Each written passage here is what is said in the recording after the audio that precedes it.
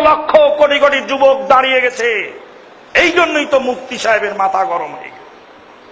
মুফতি সাহেব বুঝতে পেরেছেন পালাবার জায়গা আর নাই। নেক্সট জেনারেশন যেভাবে দলিল তালাশ করে ফিরে বেড়াচ্ছে, এক মুহূর্তের মধ্যে পার পাওয়া যাবে না দলিলবিহীন কথা বলে।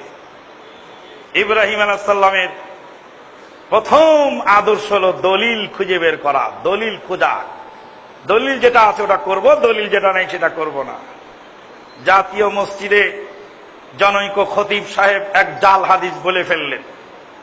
সঙ্গে সঙ্গে 50 জন শার্ট প্যান্ট পরা যুবক দাঁড়িয়ে গিয়ে বললেন, হাদিসটি জাল বানাওয়া উইথড্র করুন। একদিন তো সেখানেই জোরে আমিন বললে বিরাট বিপদে পড়তে হতো। আমাকে তো একদিন সেখানে ঘিরে রাখা হয়েছিল এক বেলা, কোরআন সুন্নাহর উপরে আমল করে সালাত আদায়ের জন্য। আজকে সেখানে প্রতিবাদ শুরু হয়ে গেছে। আল্লাহ রাব্বুল আলামিন ইব্রাহিম আলাইহিস সালামকে আমাদের জন্য আদর্শ স্বরূপ পাঠালেন। ইব্রাহিম আলাইহিস সালামের প্রথম আদর্শ হলো দলিল তালাশ করা। 2 নম্বর আদর্শ, ওয়াইয ক্বালা লিআবিহি ওয়া কওমিহি মা হাযিহি তামাসিলুল্লাতী আনতুম লাহা আকিফুন ক্বালু ওয়াজাদনা আবা'ানা লাহা আবিদিন। এই যে মূর্তি পূজা করেন, দলিল কোথায়? আব্বা বললেন বাপ দাদা করেছে তা আমরা করি, দলিল লাগবে কেন? দলিলের ধার আমরা ধারি নেই, বাপ দাদা করেছে আমরাও করি। বাপ দাদা করেছে আপনিও করেন, চমৎকার বুদ্ধি তো। বাপ দাদা যে মূর্খ ছিল তা আপনি লেখাপড়া করলেন কেন? বাপ দাদা যে কাঁচা ঘরে বাস করতেন তা আপনি পাকা ঘরে বাস করলেন কেন? বিল্ডিং বানালেন কেন? বাপ দাদাদের সাইকেল চালাতে জানতেন না তো আপনি মার্সিডিজ সাইকেল বেড়াচ্ছেন কেন? আল্লাহ পাক সেটার জবাবও দিয়েছেন।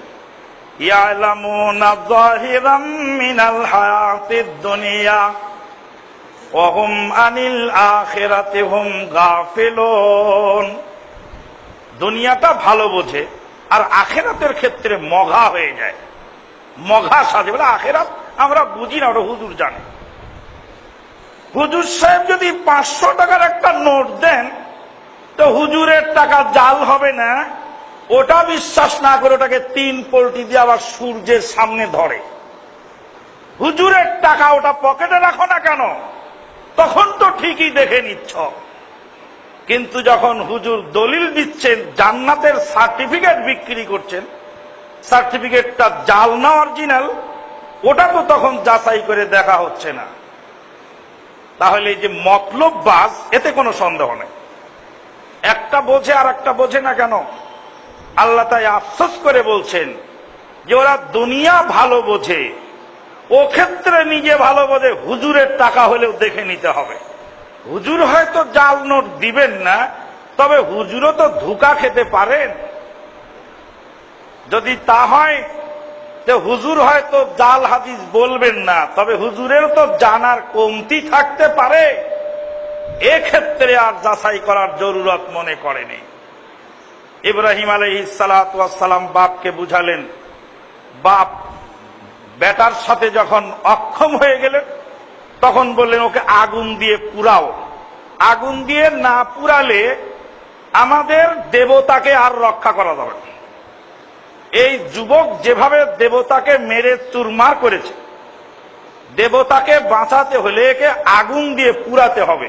আল্লাহ কোরআনে বলছে, ক্বালু হাররিকুহু ওয়ানসুরু আলিহাতাকুম ইন কুনতুম ফাইলিন।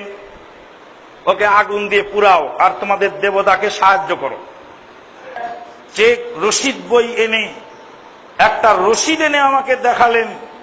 জনৈক আলেম সাহেব লিখেছেন, আমাদের মাযহাবকে যেভাবে আক্রমণ করা হচ্ছে, অচিরেই আমাদের এই মাযহাব বিলুপ্ত হয়ে যাবে। মাযহাবকে টিকিয়ে রাখার জন্য প্রত্যেকেই আর্থিক সাহায্য করুন। আল্লাহু আকবার। ইব্রাহিম আলাইহিস সালামের সমাজের লোকেরা দেবতাকে বাঁচাবে। হাররিকুহু ওয়ানসুরু আলিহাতাকুম। কোরআনের আয়াত তো 1400 বছর আগ থেকে আয়াত আছে, আপনি খুলে পড়ে দেখেন। হাররিকুহু, ওকে পুড়িয়ে দাও, ওকে না পুরালে দেবতা বাঁচতে পারবে না, দেবতাকে মেরে শেষ করে ফেলবে। আগুন আবার এমন, আগুনও পুরাতে পারে না। হক চলেছে এইভাবে, চলতে চলতে চলতে চলতে চলে আসলো সাতক্ষীরার মরজুম গাজী। জোরে আমিন বললেন। ব্রিটিশের আদালতে তাকে ফাঁসির কাস্টে ঝুলিয়ে দেওয়া হচ্ছে। কানে কানে গিয়ে বলছে, তুমি বলো। আমি জোরে আমিন বলিনি। বলছে, আমার জীবনে তো কোনো পুণ্য নাই রে, আল্লাহর নবীর একটি সুন্নত ছাড়া। জোরে আমিন বলার এই সুন্নত, এটা হলো আমার জীবনের পুঁজি। আমার জীবনের বিনিময়ে যদি এই সুন্নতকে আমি বুলন্দ রেখে দুনিয়া থেকে বিদায় হতে পারি, এটাই হবে আমার পরকালের নাজাতের ওসিলা। মরজুম গাজী থেকে শুরু করে নাসির উদ্দিন আলবানী, বাড়ি থেকে বাপ ভাই ফোর্স বের করে দিলেন নাসির উদ্দিন আলবানীকে। নাসির উদ্দিন আলবানী বলছে, আব্বা তোমার বাড়ি নিয়ে তুমি থাকো, আমি চলে গেলাম। এইভাবে চলছে ইব্রাহিম আলাইহিস সালামের আদর্শ আমাদের জীবনে বাস্তবায়ন।